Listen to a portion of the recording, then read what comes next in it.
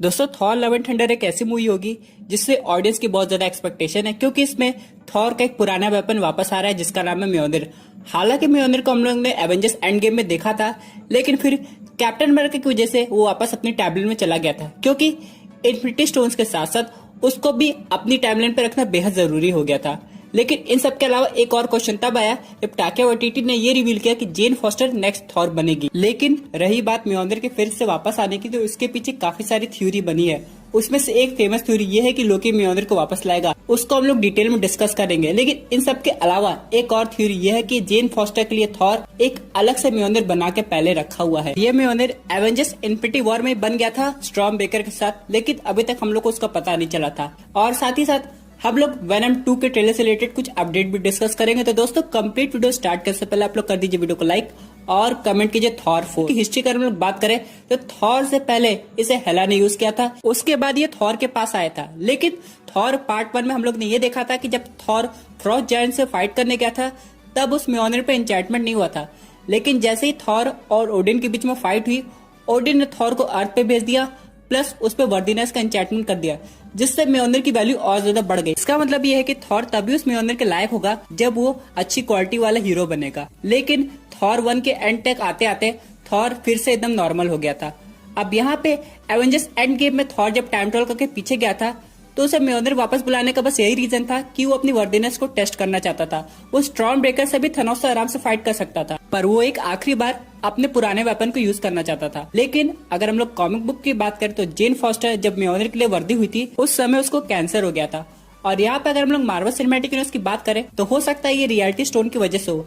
आप लोग को याद होगा Thor the dark world movie में जब जेन फॉस्टर रियलिटी स्टोन के कॉन्टेक्ट में आई थी तब उसकी तबीयत बहुत ज्यादा खराब हो गई थी, लेकिन रियलिटी स्टोन उसकी बॉडी से हट हो गया था, लेकिन उसका असर काफी लंबे समय तक होगा। और इसका आंसर हम लोग को एवेंजर्स एंड गेम में मिला।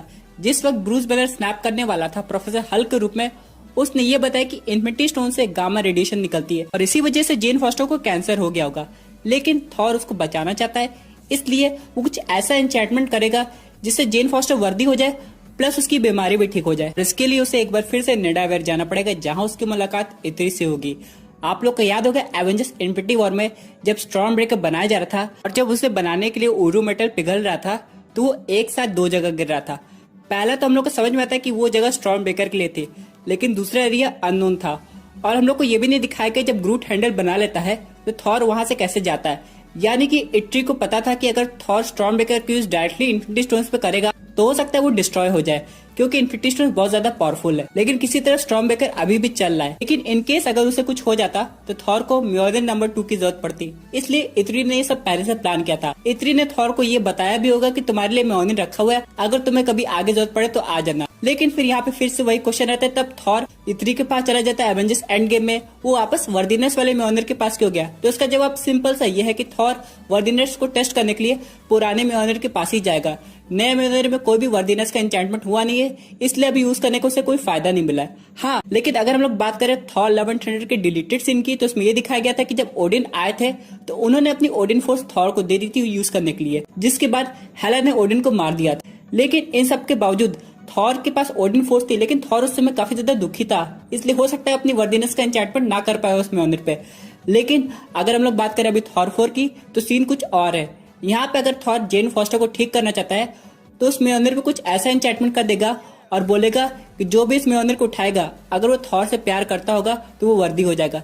और जेन फॉस्टर थॉर से प्यार करती है, तो जैसे वो म्योनिर को टच करेगी वो वर्दी तो हो जाएगी, उसका कैंसर भी ठीक हो जाएगा। लेकिन यहाँ पे एक पॉइंट आता है, जैसे जेन फॉस्टर म्योनिर से हट जाती है, यानी उसके कॉन्टेक्ट से चली जाती है, तो उसका जो डिजीज है वो वापस उसके ऊपर हावी हो जाता है। इसलिए थॉर लव एंड थंडर में ये देखना पड़ेगा कि हम लोग को फीमेल थॉर आगे की मूवीज में दिखाई देती है या फिर उसका एंड इस मूवी में हो जाएगा। और अगर हम लोग बात करें लोकी की थ्योरी की, तो वो म्योनिर वापस नहीं ला सकता, क्योंकि जब भी लोकी जाएगा म्योनिर वापस लाने तो उस पर ओडिन का एन्चेंटमेंट हुआ होगा। और दोस्तों अगर लोकी अपना थोड़ा सा दिमाग लगाएगा तो थोड़ा टाइम के पीछे चला जाएगा और उस समय वैसा म्योनिर होगा जिसपे कोई एन्चेंटमेंट नहीं होगी, लेकिन उस म्योनिर का कोई फायदा नहीं होगा क्योंकि उससे जेन फॉस्टर वर्दी नहीं हो सकती है। अगर हम लोग तीसरे केस की बात करें तो वो टेक्निकली इम्पॉसिबल है, क्योंकि अगर ऐसा कुछ होता तो वो थॉर रैग्नारॉक मूवी में दिखा दिया गया होता, क्योंकि था म्योनिर का ठीक होना वो भी डॉक्टर स्ट्रेंज के थ्रू टाइम स्टोन की मदद से। लेकिन अभी प्रेजेंट सिनेरियो में डॉक्टर स्ट्रेंज तो है, लेकिन उनके पास टाइम स्टोन नहीं है।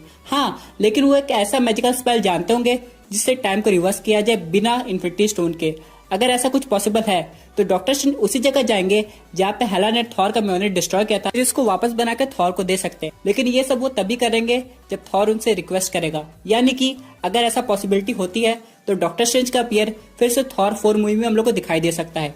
इस सब के अलावा अगर हम लोग बात करें बेटा रे बिल की, भले ही स्टार्टिंग में कॉमिक बुक में उसने थॉर का म्योनिर उठा के अपने आप को वर्दी प्रूव किया था, लेकिन जब उसमें और थॉर में फाइट हुई थी तो थॉर से ऑलमोस्ट जीत गया था, इसलिए ओडिन ने उसे म्योनिर की जगह स्टॉर्म ब्रेकर गिफ्ट कर दिया था।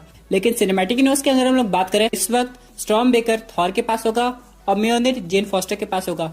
तो बेटा रे बिल को कौन सा वेपन मिलेगा?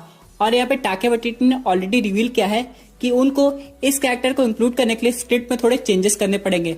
यानी वो बेटा रे बिल का एक परफेक्ट इंट्रोडक्शन स्टोरी लाइन खोज रहे हैं। क्योंकि दोस्तों अगर हम लोग इस मूवी की टाइमिंग की बात करें तो हो सकता है ये 2.5 घंटे की हो, लेकिन इसमें हर एक कैरेक्टर को कितना स्क्रीन टाइम मिलता है ये देखने की बात होगी। क्योंकि इसमें थॉर के अलावा वैल्करीन भी है और हो सकता है हल्क भी है, फिर जेन फॉस्टर का मेन रोल होने वाला है, इसलिए उसका भी स्क्रीन टाइम उतना ही होगा जितना कि थॉर का होने वाला है। और यहाँ पे अगर बेटा रे बिल को इंट्रोड्यूस करना है तो उसको कम से कम 15 मिनट के लिए मूवी में दिखाना ही पड़ेगा। इसलिए टाके वाइटिटी को बेटा रे बिल को स्टोरी लाइन में फिट करने के लिए थोड़े बहुत स्क्रिप्ट में चेंजेस करने पड़ेंगे। इसी के साथ दोस्तों एक और इम्पोर्टेंट क्वेश्चन ये आता है कि क्या थॉर म्योनिर के साथ साथ स्टॉर्म ब्रेकर को भी इंचैंटमेंट करके वर्दी बना सकता है? क्योंकि एवेंजर्स एंड गेम में थॉर से एक बहुत बड़ी गलती हुई थी। उसने जैसे स्टॉर्म ब्रेकर को अपने पास बुलाया, थेरास ने उसे बड़ी आसानी से पकड़ के उल्टा थॉर पे अटैक करने लगा था।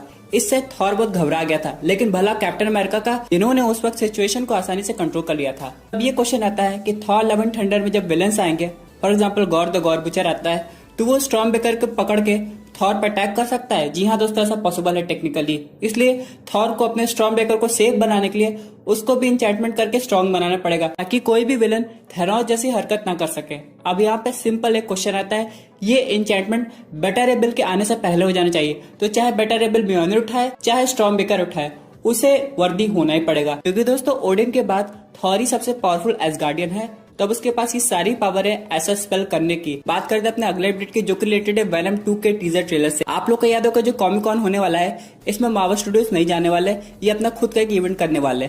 लेकिन यहाँ पर अगर हम लोग सोनी पिक्चर्स की बात करें तो उन्होंने अभी तक ऐसा कुछ नहीं कहा है।